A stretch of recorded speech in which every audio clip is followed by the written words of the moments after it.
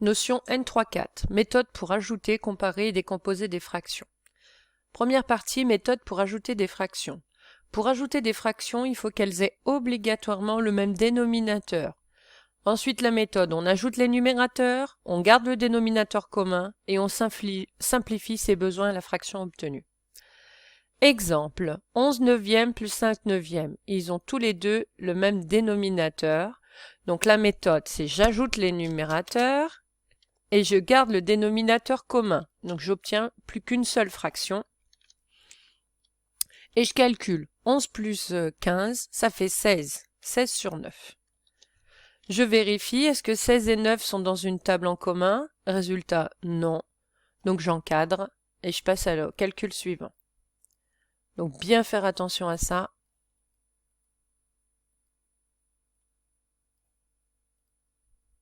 Je ne sais pas pourquoi. Ah oui, c'est encadré. Je veux juste encadrer.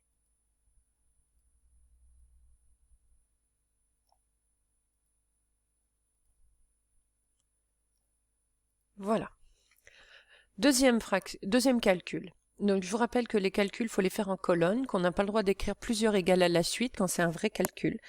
Donc quand vous faites une opération avec des étapes, vous êtes obligé de donner un nom à votre calcul et de les écrire en colonne. Donc bien faire attention à l'écriture possible, que les traits de fraction s'écrivent sur la ligne d'écriture. Donc on commence par écrire le trait en face du égal et on complète ensuite. Deuxième calcul, 4 tiers plus 2 tiers, ils ont bien le même dénominateur. Donc j'ajoute les numérateurs, donc 4 plus 2, et je garde le dénominateur commun. Étape suivante, je calcule, 4 plus 6, ça fait 3. 4 plus 2, ça fait 6, 6 tiers. Dernière étape, je calcule. Ici, je ne peux pas encadrer le 6 tiers parce que 6, il se divise en 3. Ici, c'est uniquement l'étape de multiplication. 6, il est dans la table de 3, c'est 3 fois 2. J'encadre. Alors, voilà. Et je passe à la suite.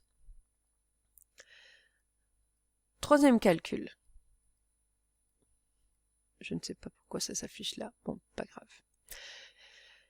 7 sixièmes plus 1 sixième.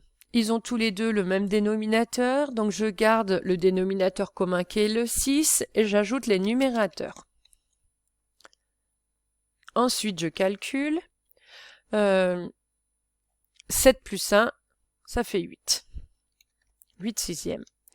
Et là, je me rends compte que je peux simplifier parce que 8 et 6 sont tous les deux dans la table de 2. Donc, quand on simplifie uniquement par 2, on a le droit de simplifier directement sans décomposer.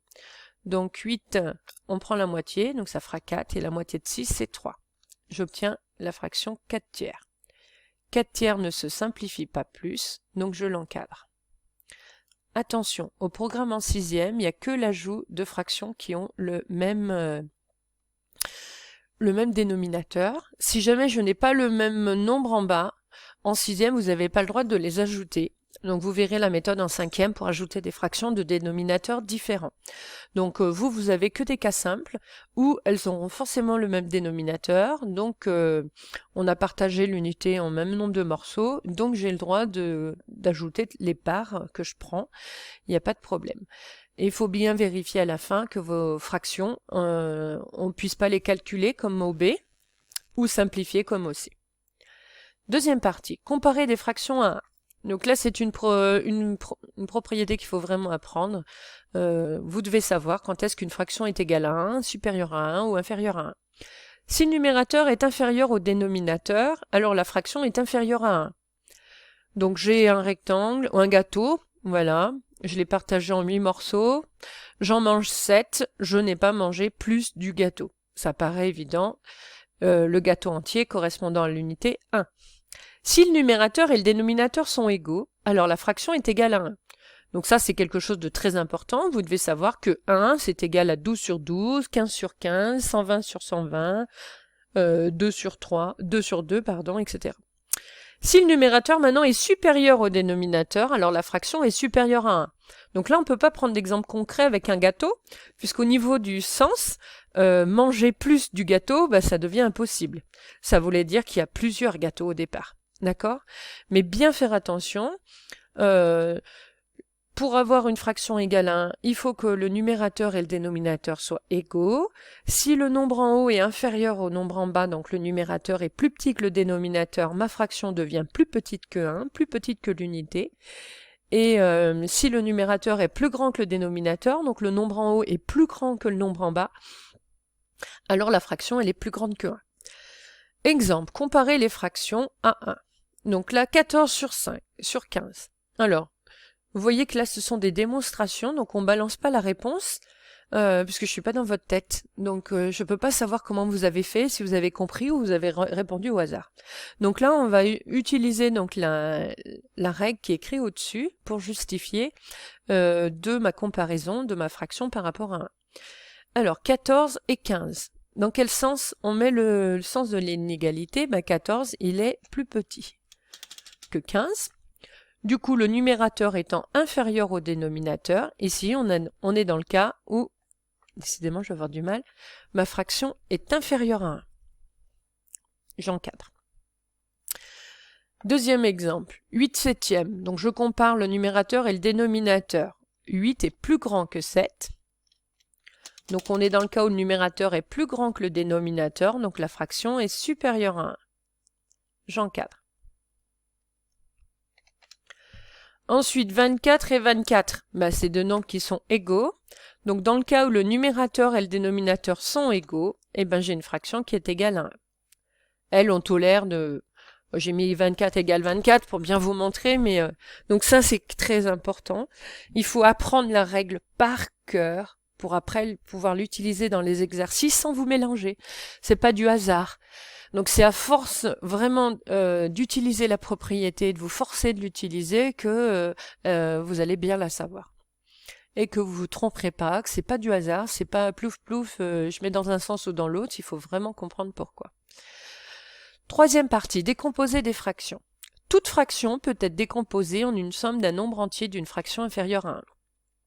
Pour cela, il faut effectuer la division euclidienne du numérateur de la fraction par le dénominateur. Alors, un exemple. Si je veux décomposer la fraction 47 cinquièmes en somme d'un nombre entier d'une fraction inférieure à 1. Donc là, il y a des exercices dans votre cahier de TD. Faites attention. Faudra pas me dire le jour de l'évaluation, j'ai pas compris la consigne. La consigne, vous voyez qu'elle est dans le cahier de cours. On l'aura travaillé ensemble dans les exercices, donc il faut vraiment, vraiment être concentré pour bien retenir et que votre cerveau fasse le lien entre une consigne et ce qu'il faut faire. Donc décomposons la fraction 47 cinquièmes en somme d'un nombre entier d'une fraction inférieure à 1. Donc le but, ici, c'est bien d'avoir compris, on vous demande de faire une division euclidienne. Donc la division euclidienne, je l'ai faite à droite. 47 par 5. Donc 4, si je prenais que le chiffre 4, c'est trop petit, donc j'en prends 2. Donc 47, combien de fois 5? 9. 9 fois 5, 45, il reste 2. Donc ça, c'est la division euclidienne posée. Ensuite, on écrit la division euclidienne en ligne. Dividende égale diviseur fois quotient plus le reste. On l'a déjà vu. Il faut vraiment, vraiment l'apprendre par cœur pour bien retenir. Sinon, vous allez être perdu. Tout vient de l'écriture en ligne de votre division euclidienne. Dividende égale diviseur fois quotient plus le reste. Effectivement, pour avoir 47, 9 fois 5, 45, plus 2, ça fait bien 47. Alors, pourquoi c'est important? Parce que du coup, on la voit la décomposition, ici. Du coup, 47 cinquièmes. Hop là. Je réduis pour que vous voyez mieux. Voilà. Alors, si j'ai fait la division de 47 par 5, on a trouvé comme quotient 9, donc le nombre entier c'est 9. Et ensuite, une fraction inférieure à 1, c'est le reste en fait ici. On va pas écrire 9 plus 2, parce que 9 plus 2, on sait que ça fait 11, c'est pas du tout égal à 47 cinquièmes. Mais 2, il reste 2 par rapport au cinquième qu'on avait au départ. Donc bien faire attention. Je divise par 5, le reste, ça sera des cinquièmes. On a le quotient plus le reste divisé donc par le dénominateur. Donc là, nous avons bien décomposé notre nombre en un nombre entier plus une fraction inférieure à 1. Donc la fraction, elle est forcément inférieure à 1, puisque je vous rappelle, quand on pose une division, le reste, il est obligatoirement plus petit que le diviseur. Donc la fraction qu'on obtient à la fin, le numérateur, on est assuré qu'il soit plus petit que le dénominateur. Si c'est pas le cas, c'est que votre division euclidienne est fausse. Voilà. Donc la notion est terminée.